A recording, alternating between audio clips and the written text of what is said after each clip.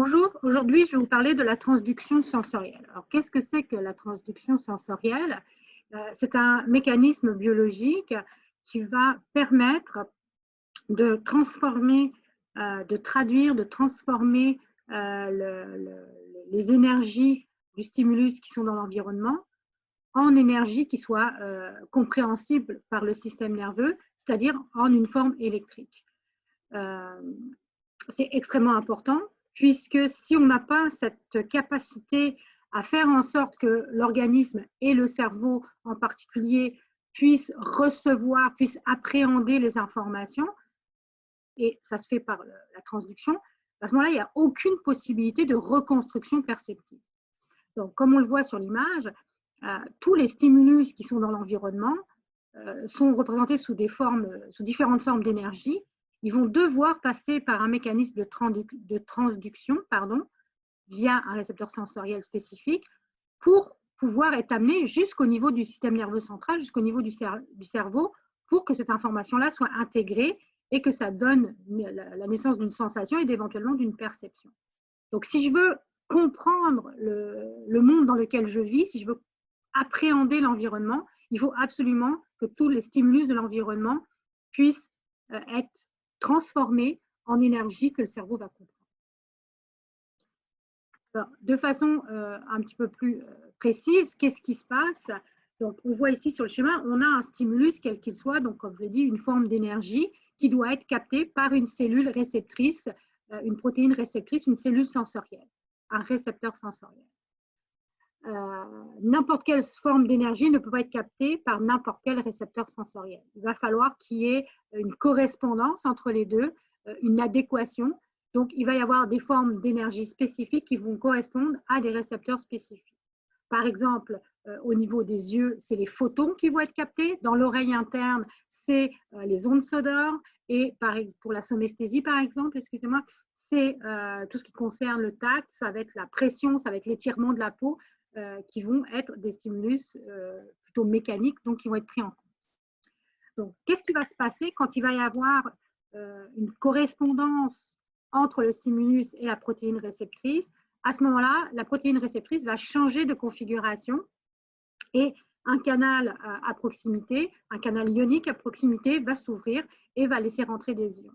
On va donc avoir une modification de la concentration ionique du récepteur sensoriel, ce qui va à ce moment-là éventuellement donner naissance à un message sur la fibre nerveuse.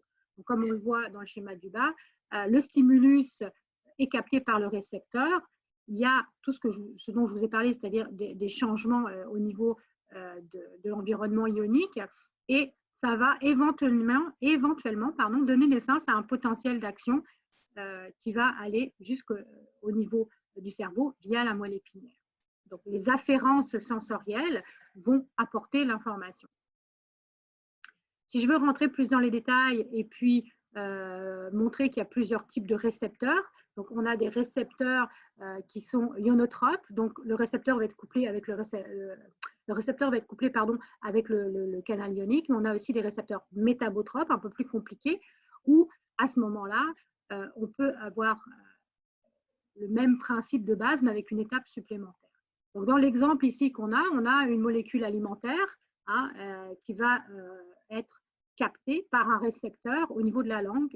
Et donc, il y a adéquation entre les deux. Et ça va donc, la molécule qui provient de l'alimentation va donc activer le récepteur. Quand le récepteur va être activé, il va à son tour activer la protéine G qui se trouve à ce niveau-là.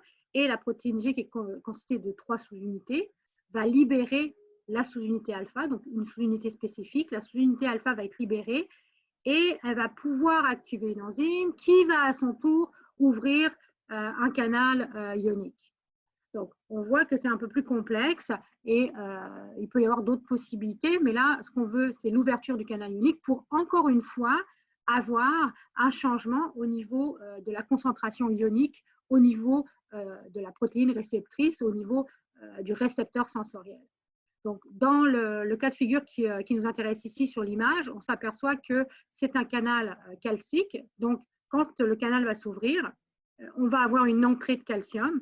Donc, on va donc avoir beaucoup d'ions positifs qui vont rentrer à l'intérieur. Ce que ça va faire, c'est que ça va entraîner une dépolarisation au niveau du récepteur. Cette dépolarisation va par la suite, éventuellement, si elle est suffisamment ample, se transformer en potentiel d'action ou en plusieurs potentiels d'action.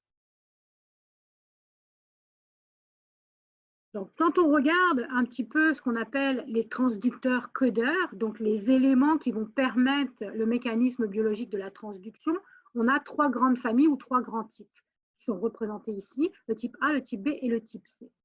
Donc, le processus de base est toujours le même, mais on a une complexification qui va se faire.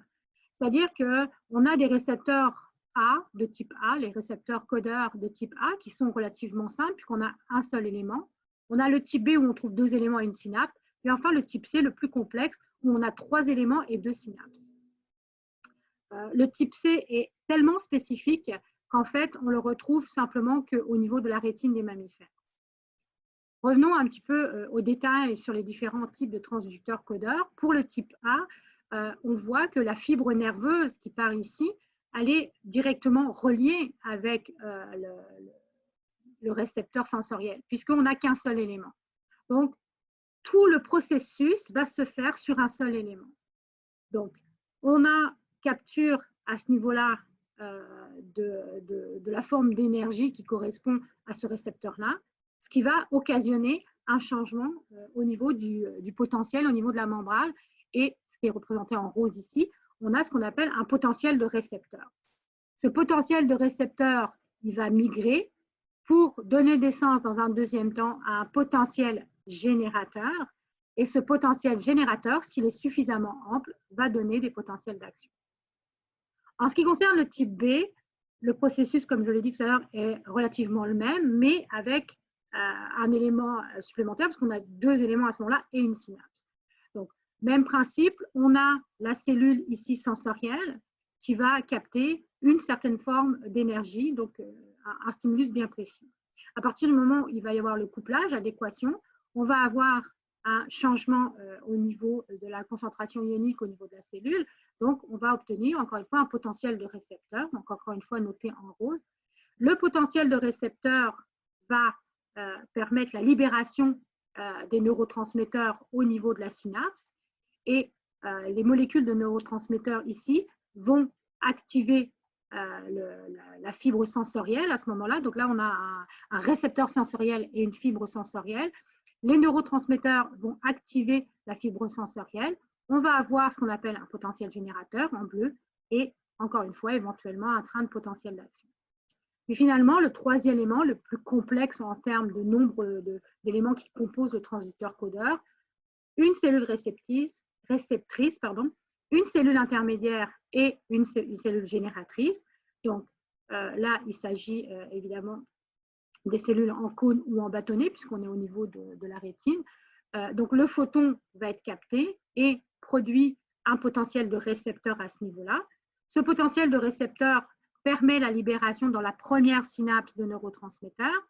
L'information est captée par la cellule intermédiaire qui va à son tour libérer les neurotransmetteurs dans la deuxième synapse, et les neurotransmetteurs de la deuxième synapse vont être captés par la troisième cellule, la cellule ganglionnaire, et il va y avoir un changement de polarité au niveau de la troisième cellule qui s'appelle le potentiel générateur. Si ce potentiel générateur est supraliminaire, s'il est suffisamment important, à ce moment-là, il va encore une fois donner naissance au train de potentiel d'action.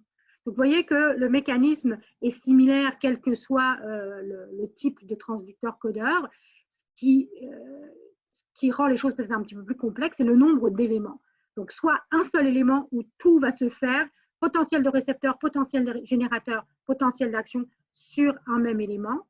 Deux éléments distincts séparés par une cellule pour le type B, une cellule réceptrice où on va avoir le potentiel de récepteur qui va libérer des neurotransmetteurs captés par la fibre sensorielle à ce moment-là, qui, elle, va générer le potentiel générateur et éventuellement les potentiels d'action. Et le modèle le plus complexe, mais qui n'est pas généralisé, puisqu'on le trouve simplement au niveau de la rétine, la cellule réceptrice qui capte les photons, qui va permettre l'émergence du potentiel de récepteur, une première synapse, une cellule intermédiaire, une seconde synapse et la cellule qui va permettre la naissance du potentiel générateur et éventuellement des potentiels d'action. Si on regarde ce qui se passe au niveau de la transduction, c'est loin d'être au niveau central. On est en périphérie, on est au tout début de la prise d'information par le système nerveux. Et pourtant, on s'aperçoit qu'il y a déjà des codages qui vont se faire. Et le codage de l'intensité, par exemple, est relativement simple à comprendre. Donc, avec le mécanisme que je vous ai montré, on reprend la même idée, mais on prend à ce moment-là 3 stimulus consécutifs, un stimulus de faible intensité, un stimulus moyen et un stimulus de forte intensité. Sur la première ligne, ici, en orange, on a ce qu'on appelle les potentiels de récepteurs. Sur la deuxième ligne, ou troisième ligne, ça dépend comment on regarde, mais sur la ligne où on a une représentation en mauve ici, on a les potentiels générateurs. Et sur la dernière ligne, ici, on a les potentiels d'action. Si je prends le premier stimulus qui est de très faible intensité, ça va occasionner un très faible potentiel de récepteur et ça va générer un potentiel générateur de faible intensité et qui est infraliminaire. Il est en dessous du seuil. Donc forcément, il n'y aura aucun potentiel d'action. Donc ce stimulus-là ne sera pas perçu par le cortex. On a des stimulus dans l'environnement qu'on ne perçoit pas.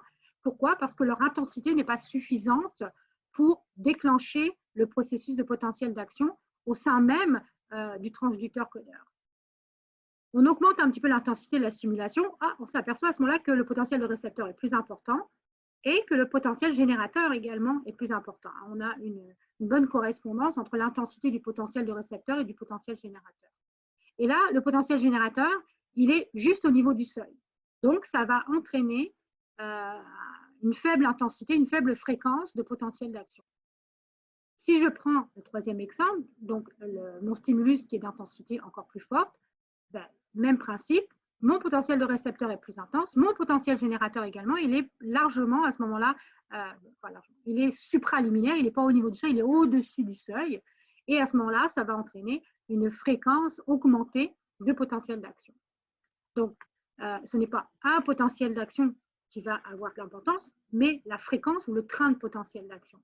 Et plus la fréquence est augmentée, plus le cerveau va comprendre que le stimulus issu de ce récepteur-là est d'intensité importante. Donc, si je replace ça dans un schéma un petit peu plus global, bon, j'ai des stimulations. Ces stimulations sont spécifiques à des récepteurs. Je dois avoir une adéquation entre les deux. Et il faut absolument que le phénomène de transduction se mette en place. Quand la transduction se met en place, je vais générer des potentiels d'action, des trains de potentiels d'action au niveau de mes voies sensorielles afférentes, ce qui va permettre de convoyer l'information jusqu'au niveau du centre d'intégration qui est le cerveau, à plusieurs niveaux, R primaire, secondaire, R associatif. Donc, l'information va être traitée au niveau du cerveau. Si cette information nécessite une réponse, à ce moment-là, l'information va redescendre par les voies efférentes motrices. Donc, à ce moment-là, c'est les aires motrices du cerveau qui vont rentrer en ligne de compte. Je vais avoir des trains de potentiel d'action, des séquences de potentiel d'action qui vont être extrêmement programmées, extrêmement précises, qui vont permettre de contracter de façon organisée les muscles. Et cette contraction organisée des effecteurs musculaires va donner naissance au comportement. Donc, on a bien action-réaction, si on veut. J'ai un stimulus qui va déclencher tout un tas de processus dans la montée d'informations jusqu'à l'intégration et ça va redescendre pour qu'il y ait une réaction dans l'environnement qui est une réaction comportementale. Alors, on peut le voir de façon un peu plus imagée, mais c'est le même principe. Il y a un stimulus, il y a des récepteurs. Mon cerveau contrôle tout ça et j'ai un effet comportemental. Donc, je vois de la nourriture, je salive et ça se fait par le biais de tout un tas d'informations qui va être captée et qui va être transformée en énergie électrique, énergie compréhensible par le cerveau qui peut convoyer cette énergie-là, cette information sous forme d'énergie électrique sur les fibres sensorielles efférentes jusqu'au niveau d'intégration, puis ensuite sur les fibres efférentes motrices pour émettre un comportement. Merci de votre attention. Si vous avez des questions, n'hésitez pas à les poser au niveau du cours. C'est bien important de comprendre les mécanismes de transduction. Au revoir, à une prochaine fois.